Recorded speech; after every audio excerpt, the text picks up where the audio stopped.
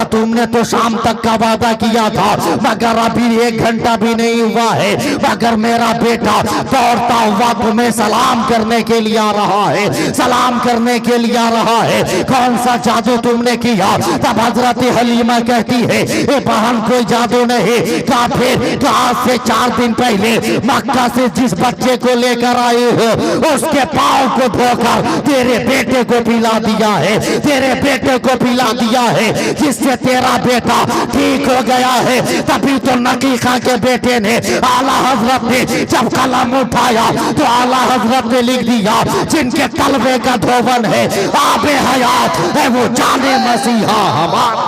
नारे तकबीर, नारे रिसालत, मसलके आला हजरत। हाय हाय हाय हाय, क्या बात है, जिंदाबाद जिंदाबाद, बहुत उम्दा भाई, बहुत उम्दा, बहुत उम्दा। है वो जाने मसीहा हमारा नबी। अपने किरदार में तब्दीली लाए, अपने आप में तब्दीली लाए। हम ऐसी जिंदगी गुजारे जब रास्ते से चले तो बताने की जरूरत न पड़े कौन जा रहा है, बल्कि हमारा किरदार बताए। ये दुनियादार नहीं, गुलाम अहमद मुख्तार जा रहा है, ये मुस्तफा जाने रहमत का गुलाम जा रहा है। अगर ऐसा किरदार हमारा हो जाए तो याद रखना मुसलमानों, हर घर से कोई नारा निकलेगा, वो नारा यही होगा, या रसूल अल्लाह का नारा निकलेगा, या हबीब अल्लाह का नारा गूंजता हुआ नजर आएगा। ए मुसलमानों, हमारे पास किसी चीज की कमी नहीं है, हमारे पास अल्लाह के फजल से मुसलमानों के पास तमाम चीजें मुयस्सर है। बस एक बात पर अमल करो, अपने सर को झुका दे हम खुदा की बारगाह में, अपने दिल को झुका दे मुस्तफा की बारगाह में। और याद रखना मुसलमानों, मेरा नबी लाजवाब है, मेरा पैगंबर लाजवाब है, मुस्तफा जाने रहमत लाजवाब, लाजवाब, लाजवाब है। देखे आप, किले खंसतीन है हजरत खालिद इब्ने वलीद है, बोल दें सुभान अल्लाह। हजरत खालिद इब्ने वलीद, जंग हो रही है, जंग हो रही है, 3रा दिन है, मगर फैसला नहीं हुआ। हजरत खालिद इब्ने वलीद की आंख लग गई। जब आंख खुली तो क्या देखते हैं, फसील पे सफेद झंडा लहरा रहा है, सफेद झंडा। हजरत खालिद इब्ने वलीद ने कहा यह क्या है? कहा दुश्मनों के तरफ से सुलह का पैगाम है। बोलिएगा सुभान अल्लाह। अब भैया जब आ गए स्टेज पर तो गुफ्तगू मैं कर रहा हूं, तो आप लोग तो थोड़ा साथ दे दे, बोल दें सुभान अल्लाह। हाँ, पूरे भारत में, नेपाल में, हर जगह अपनी खिताबत से लोगों के बीच और लोगों के दरमियान इस्लाम की तबलीग कर रहे हैं डॉक्टर मुसव्विर रजा मिसबाही साहब, अल्लाह सलामत रखे। और मैं उनके इलाके में आया हूं, इससे बड़ी बात क्या हो सकती है? बोलिएगा आप लोग सुभान अल्लाह। हाँ, मैं इनके इलाके में आया हूं, इसलिए मैं गुफ्तगू करने की कोशिश कर रहा हूं। देखें, हजरत खालिद इब्ने वलीद ने कहा सुन, अरे इस्लाम तो अमन का पैगाम देता है, भाईचारे का पैगाम देता है। उन लोगों से पहले मैंने सुलहनामा लिखकर भेजा था, मगर उन लोगों ने मेरी तहरीर को, मेरे खत को फाड़ कर हवा में उड़ा दिया, अपने पैरों से रौंद दिया। ऐ लोगों, मुझे इस बात का गम नहीं है कि उसने मेरे खत को फाड़ा, मेरी तहरीर को फाड़ा। गम इस बात का है कि उसमें मेरे खुदा का भी नाम लिखा था, मेरे मुस्तफा का भी नाम लिखा था। जब तक मुस्तफा जाने रहमत और खुदा के नाम की तौहीन करने वालों से खालिद बदला नहीं ले ले, तब तक तलवार नियाम में नहीं जा सकती, नियाम में नहीं जा सकती। किला वाले आए हजरत खालिद इब्ने वलीद के पास। आने के बाद कहा खालिद सुलह नहीं करोगे? कहा सवाल ही नहीं है, सवाल ही नहीं है, अब तो फैसला हो के रहे। उन किला वालों ने अपनी अपनी जेब में से इतनी बड़ी बड़ी शीशियां निकाली, निकालने के बाद हजरत खालिद इब्ने वलीद को दिखाया। दिखाने के बाद कहते खालिद देख रहे हो ये क्या है? का इत्र की शीशी है। हजरत खालिद इब्ने वलीद से किला वालों ने कहा, खालिद गलत फहमी हो रही है, इसमें इत्र नहीं है। कहा फिर क्या है? का इन शीशियों में जहर भरा हुआ है। क्या भरा हुआ है बोलिए ना? जहर भरा हुआ है। खालिद इब्ने वलीद ने कहा, काहे को यहां लेकर आए हो? क्या इसलिए लेकर आया हूं कि आप सुलह नहीं करोगे, हम लोग पी के मर जाएंगे, हमारे कत्ल का इल्जाम आपके ऊपर आ जाएगा, आपके ऊपर आ जाएगा। हजरत खालिद इब्ने वलीद मुस्कुराने लगे। का मुस्कुरा रहे हैं? कहा का खालिद सुनिए ना, ये जहर इतना सख्त है, बड़े बड़े जानवर को पिला के आया हूं तो सेकंड भी नहीं लगा है, जानवर मर गया है। हजरत खालिद इब्ने वलीद ने कहा, मुस्कुराने लगे। कहा कि मौत से डराते हो? कहा मौत से डर नहीं लगता। कहा सुनो ना, अरे मुजहर, जहर का नाम मौत नहीं है। कहा फिर किस चीज का नाम मौत है? हजरत खालिद इब्ने वलीद ने कहा, हुक्म परवरदिगार का नाम मौत है, परवरदिगार के हुक्म का नाम मौत है। उन कादरी उन है जो किला वालों ने कहा, ए खालिद अगर इतना यकीन है अपने खुदा पर तो ये जहर पी जाओ। अरे हम लोग को पीना नहीं है, बोलना है, बोल दीजिए ना, पी जाओ। हजरत खालिद इब्ने वलीद ने लिया और लेने के बाद बिस्मिल्लाहिर्रहमानिर्रहीम पढ़ के एक ही मर्तबा में जहर पी गए। घंटों बातें होती रही। अब किले वाली इंतजार में, खालिद अब मरेगा तब मरेगा, अब मौत आएगी तब मौत आएगी। घंटों बातें होती रही मगर मौत की आती पसीने का नन्हा कतरा भी नहीं आया। अल्लाह अकबर, पसीने का नन्हा कतरा भी नहीं आया। तब किला वालों ने कहा, हे खालिद आखिर कौन सी ढाल है आपके पास कि इतना बड़ा जुल्म आप पे असर नहीं किया, इतना खतरनाक किस्म का जहर आप पे असर नहीं किया? कौन सा वजीफा पढ़ते, क्या है आपके पास?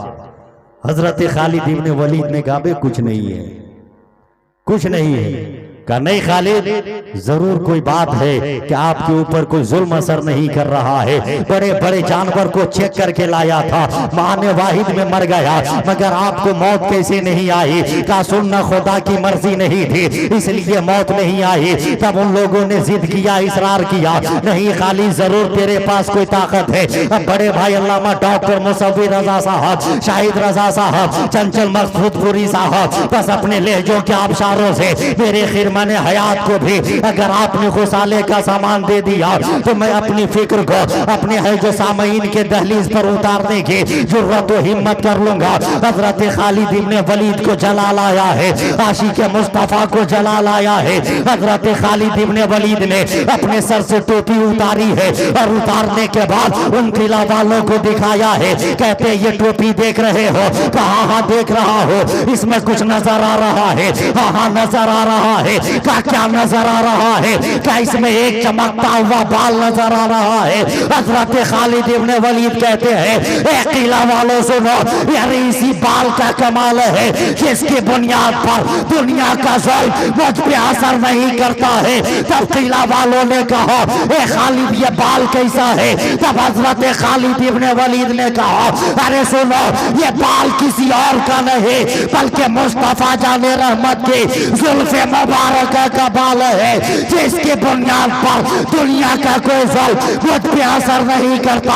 अब मुसलमानों फैसला कर लो, हजरत खालिद इब्ने वलीद के पास मुस्तफा जाने रहमत की जुल्फ़े मुबारक का एक बाल हो तो दुनिया का जुल्म असर न करे। अरे हमारे पास मुस्तफा की शरीयत मौजूद है, मुस्तफा का किरदार मौजूद है, मुस्तफा की गुफ्तार मौजूद है, मुस्तफा जाने रहमत का उसमें हंसना मौजूद है, मुस्तफा का कौल मौजूद है, मुस्तफा का फेल मौजूद है, मुस्तफा जाने रहमत की जिंदगी की किताबें मौजूद है। कसम खुदा के अगर मुस्तफा जाने रहमत की सीरत पे हमने अमल कर लिया, हमारी दुनिया भी सवर जाए, हमारा उक़बा भी सवर जाए। नारे तकबीर, नारे रिसालत, जिंदाबाद जिंदाबाद। उक़बा भी सवर जाए। इसलिए हम अपने